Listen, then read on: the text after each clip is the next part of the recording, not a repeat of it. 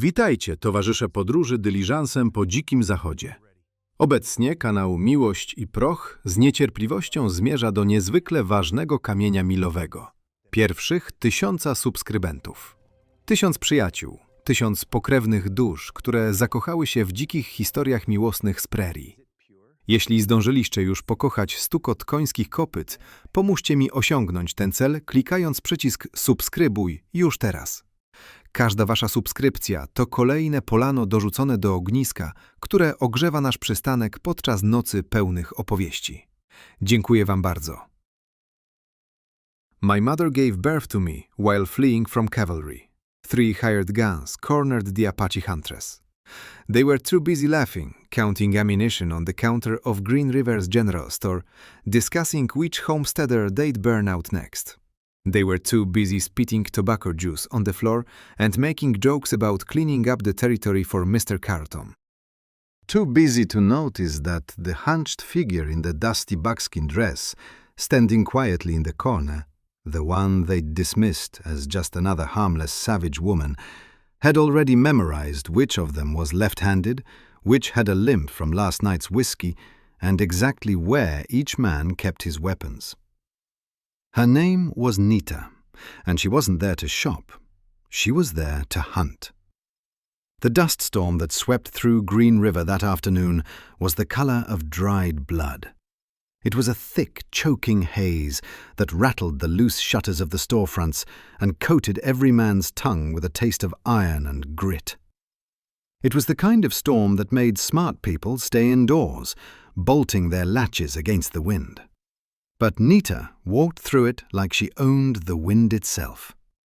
She kept her head down as she pushed open the door to Henderson's general store, clutching a worn cloth bag against her hip. To the casual observer, she was just another destitute figure drifting through the frontier, a harmless Indian woman begging for scraps. But the casual observer would be wrong. Her dress, stained with the red dust of the trail, hung heavy past her knees. It wasn't the thin, decorative suede seen in dime novels.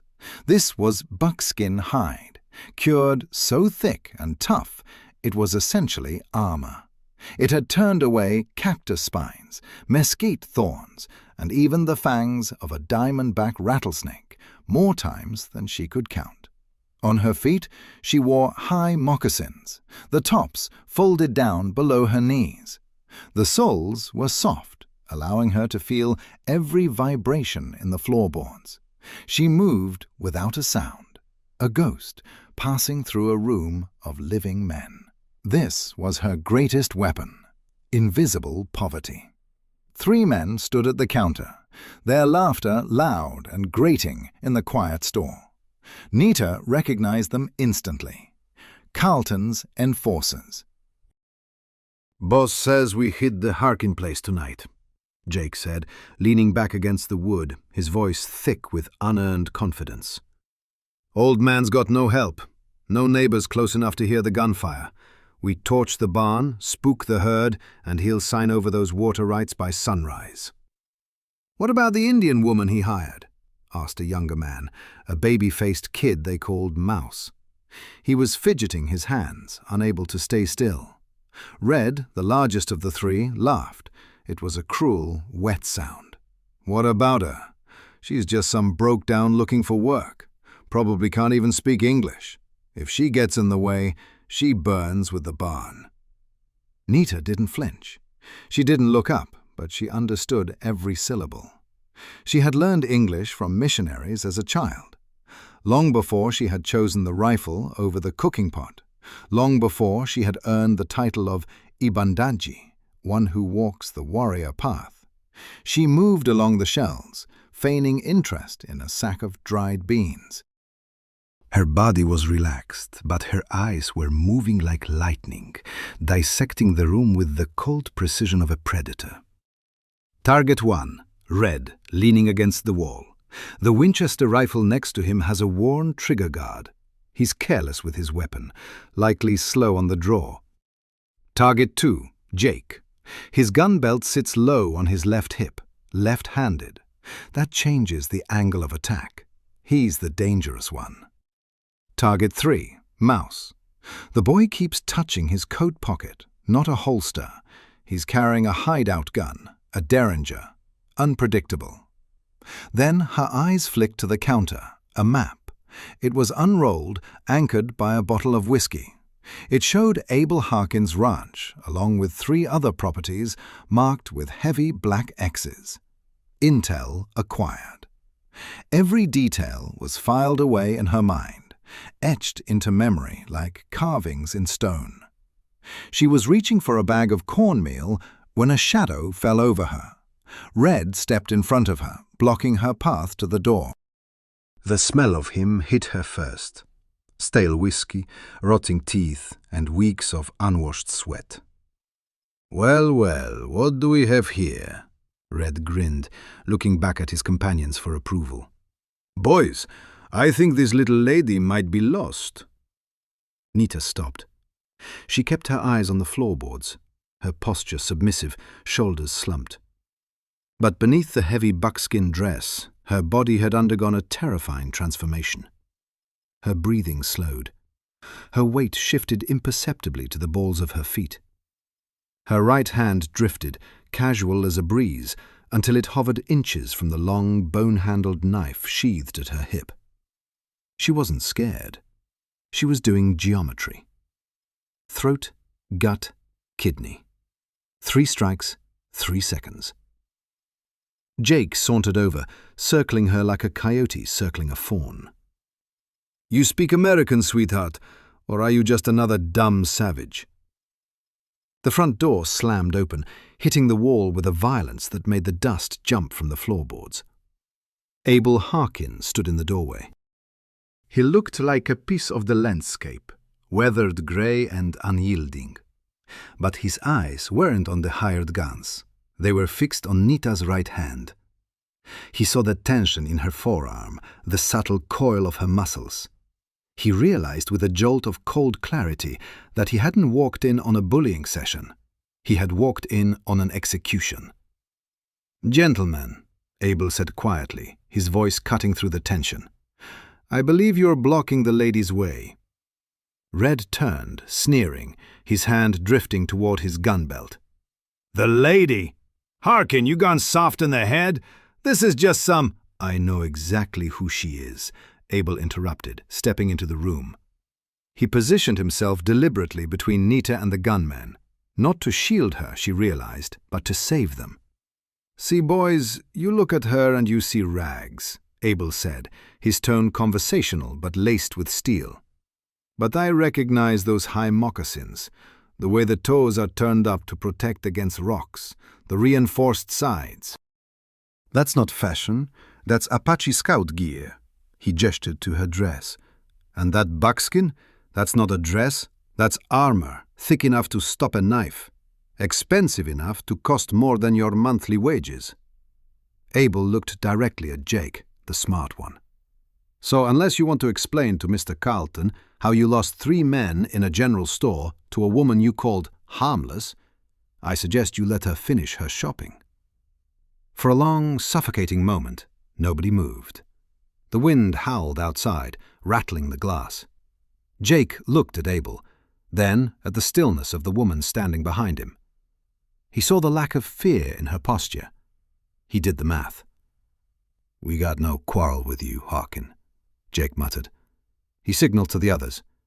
Red laughed, a nervous, hollow sound this time, and grabbed the ammunition boxes. They backed out of the store, casting wary, confused glances at Nita as they pushed through the door into the storm. When the latch clicked shut, the silence in the store was deafening. Abel let out a long breath and turned to face her. You were planning to kill them. It wasn't a question. Nita finally looked up. Her eyes were dark, intelligent, and utterly devoid of panic. Not here, she replied. Her English was perfect, unaccented, and sharp as cut glass. Too many witnesses, and blood is very hard to clean from wooden floors. Abel blinked, taken aback. He rubbed his bearded chin, a small, incredulous smile tugging at his lips. You understood everything they said? Every word, she said, picking up her cornmeal as if nothing had happened. "Including the part about burning your barn tonight to force you to sign the water rights." Abel's smile faded. The gravity of the situation settled back onto his shoulders. "Then I suppose we have things to discuss. Can you ride?" Nita paused. She looked at the old rancher, seeing the exhaustion in his face, but also the unexpected decency. "Mr. Harkin," she said, her voice dropping to a low, proud register. I was riding before I could walk. My mother gave birth to me in a mesquite thicket while being chased by the U.S. cavalry. She cut the cord, wrapped me on her back, and rode 20 miles that same afternoon to rejoin her people. She walked to the counter, placing a coin next to the whiskey bottle. She met his gaze, her expression hardening into something fierce. "A little midnight ride," she said softly. "That is nothing." Abel's ranch sat in a valley that had once been green. Now it was dying. Carlton, the land baron, who owned half the territory, had dammed the main creek upstream. Without water, Abel's cattle were dropping like flies. Another week, maybe 2, and he'd have no choice but to sell for pennies on the dollar, or watch everything he'd built turn to dust. "I can fight men," Abel said, as they rode toward his property. "But I can't fight thirst." "Nothing," Nita said. Her eyes scanned the landscape, not like a rancher looking at dying grass, but like a hunter reading tracks. She noticed the flight path of honeybees, the faint green tinge in a wash that should have been bone dry, the way certain desert plants grew taller in one area than another. When they reached the ranch, she dismounted and knelt, pressing her palm flat against the earth. "You have water," she said simply. Abel stared. "Lady, I've lived here 15 years. If there was water, I'd know." "You have water," she repeated, standing. "You just don't know how to look for it. White men think water only exists where they can see it in rivers and streams. We know better." She pointed toward a rocky outcropping to the north. "There, underground spring, maybe 50 feet below that formation." "That's 2 miles through cactus and rattlesnake country." Nita was already walking toward the barn. "Then we should start before dark." The terrain between the ranch and the rock formation was brutal. A nightmare maze of jumping cholla, barrel cactus, and stones sharp enough to slice through boot leather. But Nita moved through it like water flowing downhill. Her thick buckskin dress and high moccasins turning away every spine and thorn. Abel, following behind, struggled to keep pace. "How do you know there's water there?" "Bees fly in straight lines toward water in the morning," she explained without breaking stride. "And see those cottonwood roots?" She pointed to gnarled wood protruding from a cliff face. "They only grow that far if they're reaching toward moisture. The earth tells stories. You just have to listen." It took them 3 hours to reach the formation. Another hour of Nita climbing barefoot up the rock face, testing crevices, pressing her ear against stone. Finally, she stopped at a narrow crack halfway up the cliff. "Here! How can you—" She cupped her hands around the opening and whistled a high, piercing note. A moment later, an echo returned, but different, hollow, the sound of air moving through an open chamber. "There's a cave behind this rock," she said, "and where there are caves and limestone, there is water." By midnight, they'd widened the crack enough to squeeze through. Abel's lantern revealed a small cavern, and in its center a pool of clear water bubbling up from deep in the earth. "My God," Abel whispered. "There must be 1,000 gallons here. More." Nita knelt and tasted it. "Sweet water, not alkali. We can channel it down to your ranch." "We?" She looked at him steadily. "Carlton's men are coming tonight. I heard them say so. You need a scout. I need a place to resupply before I head north to find my people. This is a fair trade. Abel studied her. This woman who'd found water where he'd seen only death, who'd walked through Hell's Garden without a scratch, who spoke of channeling springs as casually as if she were discussing the weather. "What's your real name?" he asked. "Not just Nita." "Nita," she said quietly. "My brother was a chief. I was his right hand, his eyes and ears. When he died at Tres Castillos, I kept fighting. I keep fighting." "Then we have work to do, Nita." For the next 2 days they worked without rest. Nita showed Abel how to use leather hoses and carved channels to guide water from the spring. She identified edible plants, roots, and seeds that could sustain them. She never slept more than 2 hours at a time, and when she did sleep, she did so sitting up, her rifle across her lap. On the second night, as Abel collapsed exhausted, he asked, "Don't you ever get tired?" Nita looked at him with something that might have been amusement. "Mr. Harkin, Apache women don't know tired. My mother, when the cavalry came, was 9 months pregnant. She went into labor while riding at full gallop. She delivered me behind a mesquite bush, cut the cord with her knife, wrapped me in her dress, and rode through the night with me strapped to her back. By sunrise, she'd rejoined our band." She paused. "What you're asking me to do? Fix a ranch? Fight some hired guns? This is easy. This is rest." Abel shook his head in wonder. "Remind me never to make you angry." "Too late," she said, standing suddenly. "The wind changed direction. They're coming." Abel felt it too, now that she'd mentioned it. A tension in the air, like the moment before lightning strikes. The horses in the corral were stamping nervously, tossing their heads, their ears flat against their skulls. The unnatural silence of night birds made the darkness feel thick and oppressive. "How many?" he asked, checking his rifle with hands that wanted to shake. Nita didn't answer immediately. She walked out into the open yard, away from the house, away from the lamplight. The moon was a thin crescent, barely enough light to see by, what the Apache called a knife moon. She stood perfectly still for a moment, her buckskin dress hanging motionless in the dead air.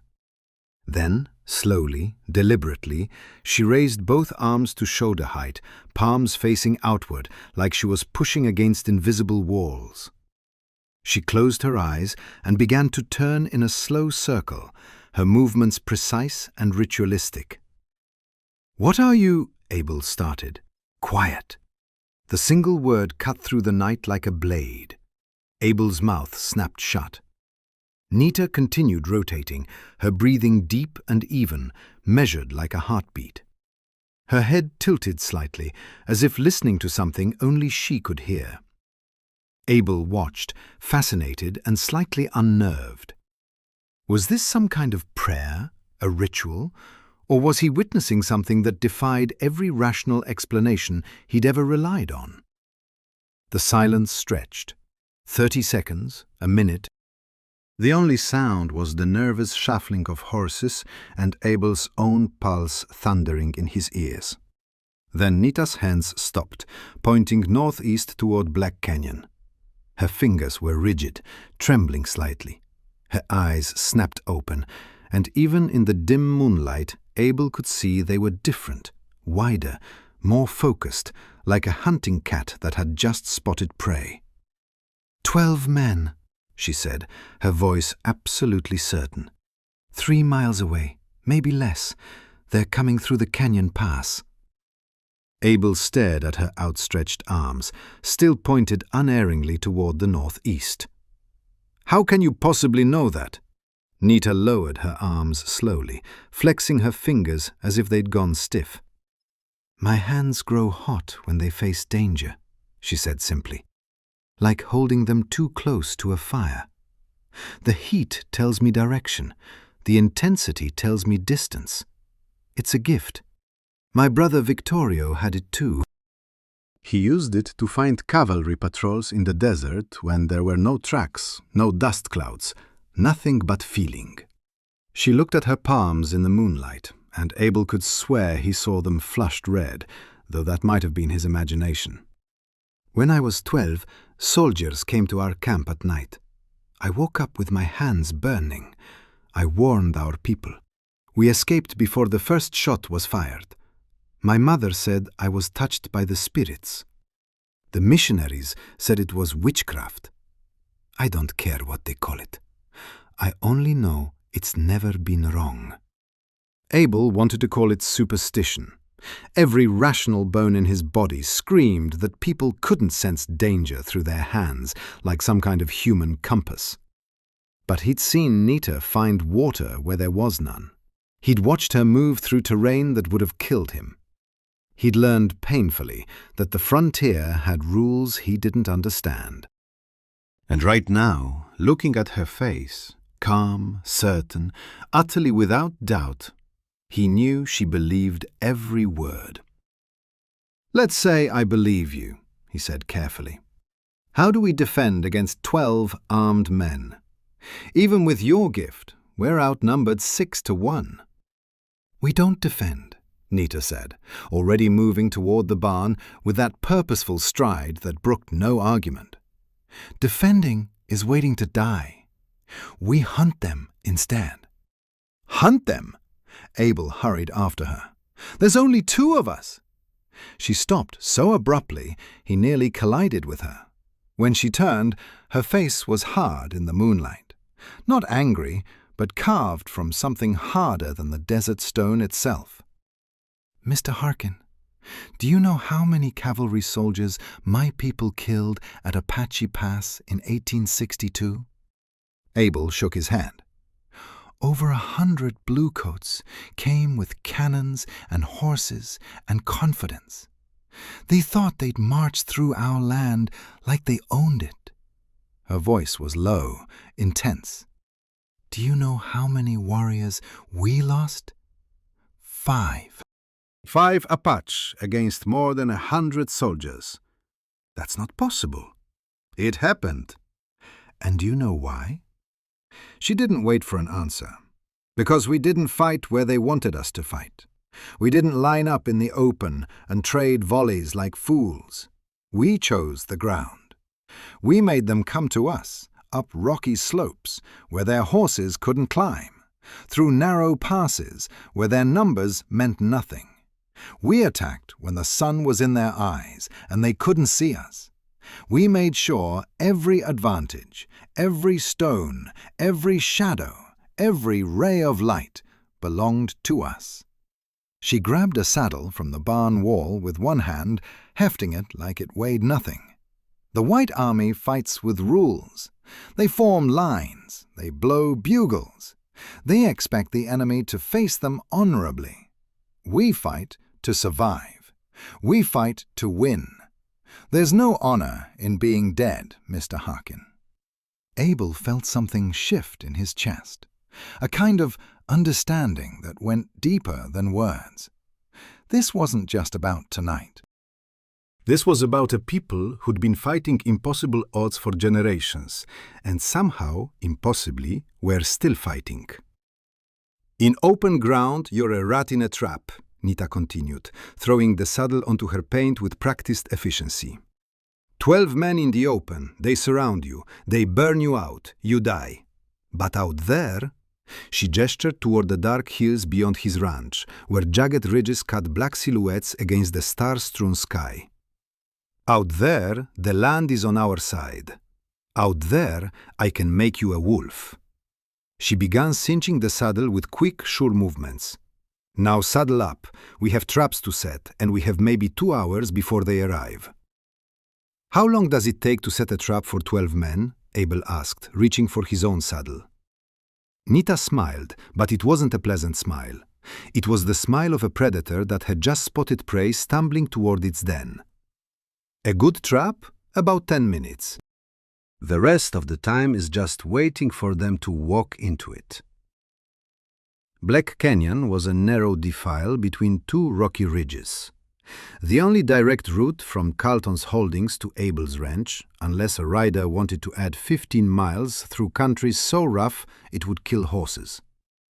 Nita had scouted it the day before, and she'd known even then that if Carlton came, he'd come this way. Men like him were predictable. They took the easy path. They assumed their numbers made them invincible.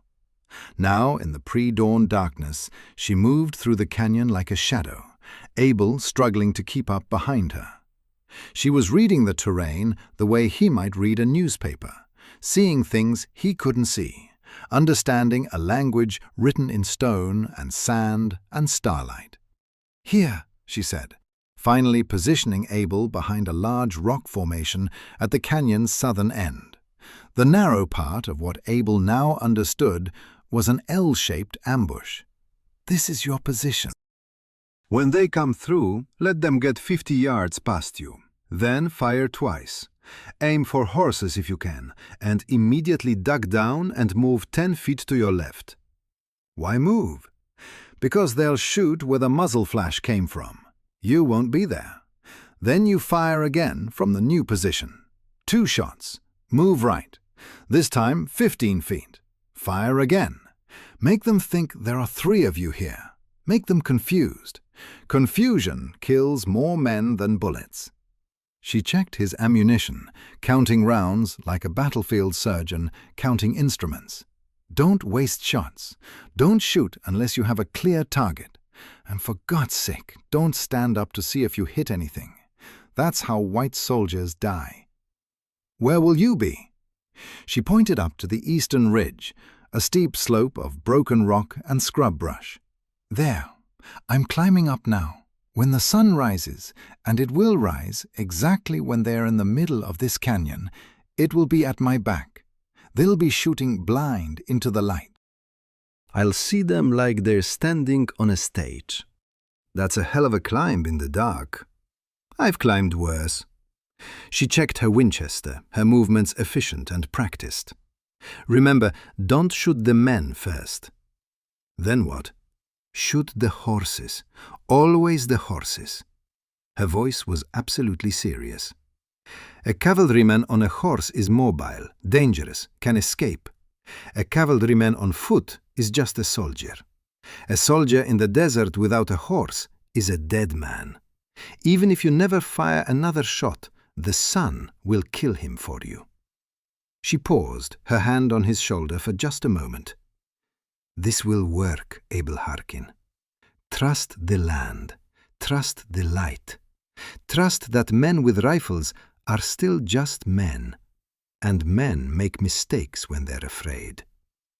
Then she vanished into the darkness, her high moccasins making no sound on the stone, her buckskin dress blending into the pre-dawn shadows until Abel couldn't tell where the woman ended and the desert began. He settled behind his rock, his rifle heavy in his hands, and waited. The minutes crawled by. His heart hammered so hard he was sure it would give away his position. Every sound made him jump, the skitter of a lizard, the distant cry of a coyote, the wind whispering through sage. Then he heard it, distant at first, but growing steadily closer. The sound of hoofbeats, the jingle of tack and spurs, the low murmur of men's voices confident in their numbers. Carlton's men were coming. Abel pressed himself flatter behind the rock, his finger finding the trigger. Somewhere above him, invisible in the darkness, Nita was waiting like a coiled spring. The trap was set. Now came the part where men learned that numbers didn't matter half as much as knowing the land. The waiting was the hardest part for a white man, but for Nita, it was simply another way of breathing. She had been in position for over an hour, melded into the high ridge of the Black Canyon like a fossil embedded in the rock. She had prepared with the ritualistic precision of her ancestors. The dry red mud of the riverbed coated her face and arms, masking the shine of her skin. Sprigs of sagebrush and grey desert scrub were tucked into her heavy buckskin tunic and braided into her hair. From 10 feet away she was a woman. From 50 feet she was a shadow. From the canyon floor below she was nothing but the mountain itself. The air was thin and cold, the pre-dawn chill biting through leather. But Nita did not shiver. A shiver was movement, and movement was death. Her Winchester rifle rested on a flat stone, the barrel wrapped in a rag to prevent the morning light from glinting off the steel. She checked the sun's position one last time. It was still hiding behind the eastern ridge, a bruised purple line on the horizon, threatening to bleed into gold. She had timed this down to the heartbeat. The Apache did not fight fair. They fought to win. And today, the sun was her second weapon. The sound came first. The clatter of iron horseshoes on stone, the jingle of spurs, the low murmur of men who felt too safe. Carlton's column rode into the canyon throat with the arrogance of kings. There were 12 of them. Carlton rode point, his clean black coat a stark contrast to the dust-choked air. Flanking him were his lieutenants, Jake and Red, men who wore their cruelty like a badge of honor. Behind them trailed 9 hired guns, mercenaries paid in whiskey and coin to burn a ranch they didn't own. Nita watched them through the iron sights of her rifle. She could see them laughing. One man lit a cigarette, the flare of the match bright in the dim light. They were loud, sloppy, and dangerously confident. They were hunting an old rancher and a harmless Indian girl. They expected a rabbit hunt. They didn't know they had just walked into a mountain lion's den. The canyon walls narrowed, squeezing the trail until they were forced to ride 2 by 2. This was the bottleneck, the kill zone. Carlton raised a gloved hand. "Hold up," he barked, his voice echoing off the canyon walls. "Check them up, Jake. How far to the creek?" Nita's finger tightened on the trigger. Not yet. The trap had to be airtight. She waited for the sky to answer her. And then it happened. The sun broke over the eastern ridge behind her. It wasn't a gentle sunrise. It was a violent explosion of light. A blinding lance of gold struck the canyon floor, illuminating the riders while casting Nita's position into a silhouette of blazing fire. Now! Nita didn't aim for a man. Men could duck, men could ride. A crippled column could do neither. Crack! The Winchester roared, the sound shattering the morning stillness like a thunderclap trapped in a bottle. The bullet didn't hit Carlton. It slammed into the skull of the horse directly behind him, Jake's mount. The beast dropped instantly, dead before it hit the ground, its massive body creating a wall of flesh and bone in the middle of the narrow trail. Chaos erupted. Horses reared, screaming in terror. Men shouted, reaching for weapons that weren't ready. Crack! Nita's second shot was a masterpiece of cruelty and tactics. She took out the rearmost horse. The animal collapsed, kicking wildly, sealing the exit. The column was paralyzed. Blocked in the front, blocked in the rear. Walls on both sides.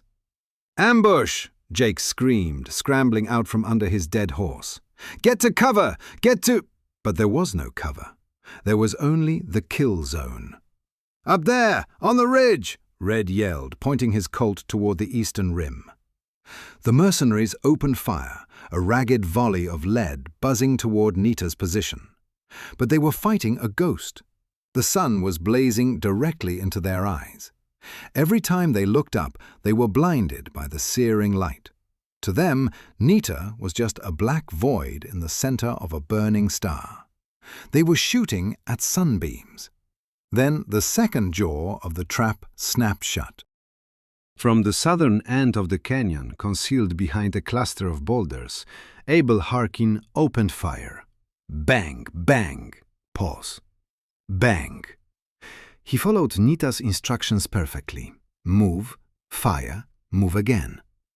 To the panicked men below, the echoing shots didn't sound like one old rancher. It sounded like a squad. "We're surrounded!" a mercenary cried out, his voice cracking. "There's a whole damn army up there!" Nita cycled the lever of her rifle, the brass casing pinging softly against the rock. She wasn't firing wildly. She was performing surgery. She scanned the chaotic mass below. She looked for the leaders. She looked for the men who were trying to organize a defense. She saw a sergeant barking orders, trying to rally the men into a defensive line. She exhaled slowly. The rifle kicked. The sergeant spun around, clutching a shattered shoulder, his command ending in a scream of pain. She saw another man, calm amidst the panic, raising a carbine to aim at Abel's position. Nita shifted her aim. She put a bullet into the rock inches from his face. Rock splinters sprayed his eyes. He dropped the gun and dove behind a dead horse, his will to fight evaporating instantly. She was dissecting them. She stripped away their leadership, their courage, and their cohesion. Carlton was screaming, his face purple with rage and fear. "Shoot them, you cowards! Shoot back!" But his men were firing blindly into the sky, wasting ammunition, hitting nothing but granite and empty air. The canyon was filled with the smell of black powder and the sharp tang of fear. Nita shifted her position, sliding 15 feet to the left through the brush, silent as a snake. The mud on her skin matched the earth perfectly. She reloaded, sliding fresh cartridges into the loading gate. Below, the firing had tapped out. The click-click of empty chambers echoed. The mercenaries were cowering behind the horse carcasses, pressing themselves into the dirt, waiting to die. Carlton stood alone in the center of the trail. His horse had bolted. He held a pistol, turning in circles, looking for a target that refused to exist. He looked small now. The arrogance was gone, replaced by the trembling realization that his money couldn't stop a bullet. Nita settled the sights on him. She could end it. One squeeze, and the land baron was history. But death was too easy. She needed to break his legend. She aimed 6 inches above his head. Whiz! Crack! The bullet tore through the crown of Carlton's expensive felt hat. The hat spun off his head as if slapped by an invisible hand, landing in the dust.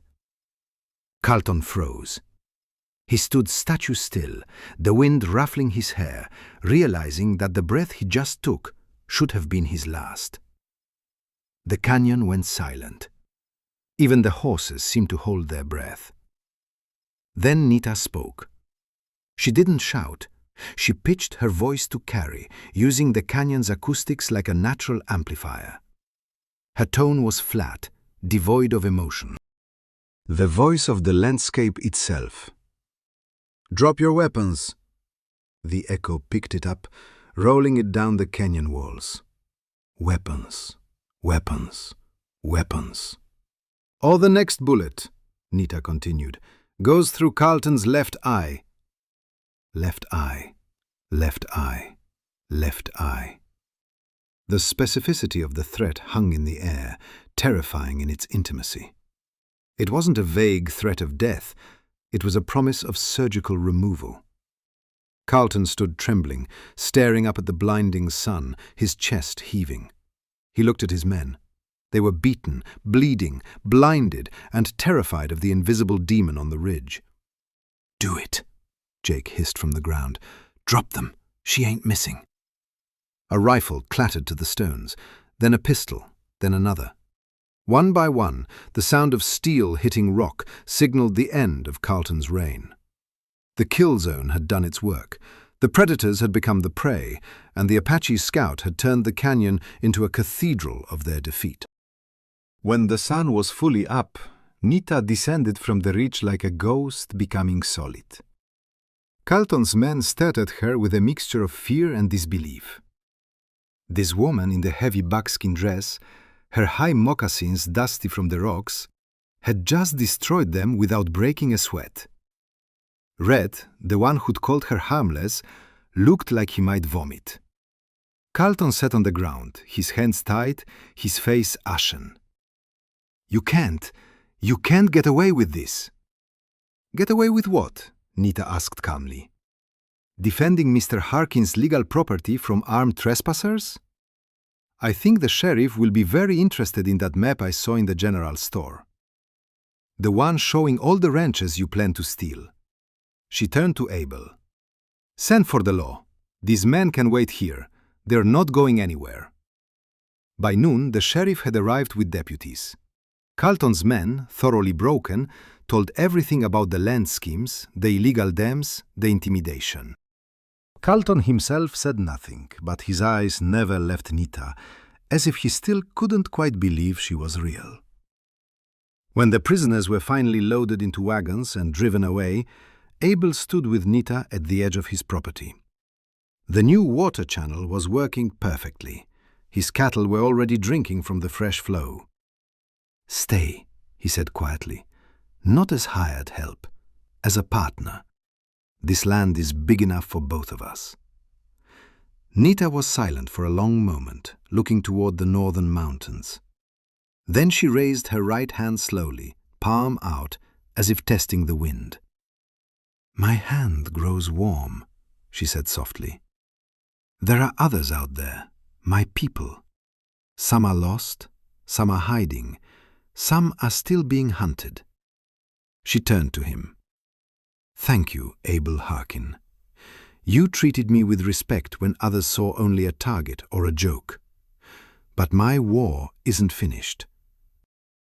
It won't be finished as long as there are Apache children sleeping cold because white men decided their land was worth more than their lives." "You can't fight the whole army," Abel protested. "No," she agreed, "but I can be their eyes, their ears. I can find them water when they're dying of thirst. I can lead them through passes where cavalry can't follow. I can teach them to survive." She walked to her horse, the hardy paint mare that had carried her through 100 miles of desert, and swung into the saddle with effortless grace. "If you ever need water found, or enemies seen in the dark, or impossible things done," she said, "leave a white stone on top of Eagle Rock. I'll know." Abel nodded, understanding this was goodbye. "What should I tell people when they ask who saved me?" Nita smiled, a rare, genuine smile. "Tell them the truth. Tell them it was Victorio's sister, a scout of the Apache. Tell them I'm still out here. Tell them we're still fighting." She touched her heels to the horse's flanks. "And tell them we don't forget." As she rode north into the wilderness, the morning sun caught her buckskin dress and turned it golden. The high moccasins, the long knife, the Winchester, all tools of survival, all symbols of a people who refused to vanish. Abel watched until she was just a speck on the horizon, then finally invisible, a ghost again, moving through a land that was hers long before it had belonged to anyone else. In the general store 2 weeks later, Mouse, the young gunfighter who'd survived Black Canyon, sat nursing a whiskey.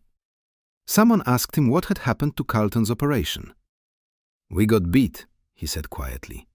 "Beat bad by an old rancher."